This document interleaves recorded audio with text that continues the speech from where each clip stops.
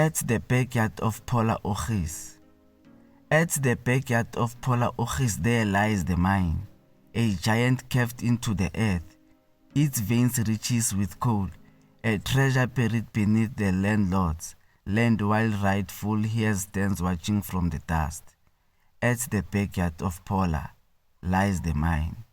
Black gold rises daily from the ground, feeding distant cities with lights and warmth.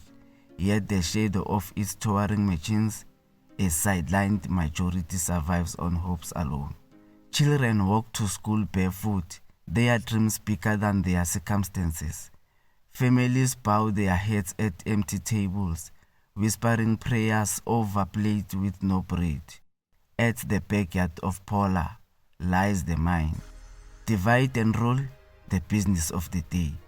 Promises echo louder than action, and united stands thirsty without resources.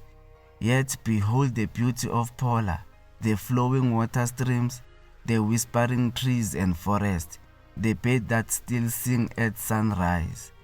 Nature stretches out her arms in grace, even as man-made mountains of waste rise high with smoke and dust, bringing pollution that settles in fragile lungs, where healthcare is a luxury few can afford. A community rich in ideas, brilliant in innovation, yet starved of investment. Hands skilled and willing, but doors of opportunities remain closed. Night falls heavy, unemployment rates climbs like a silent storm, and mental anguish creeps through homes. Suicidal whispers are born from poverty's pressure, from stress that tightens like a noose around the dignity of the people.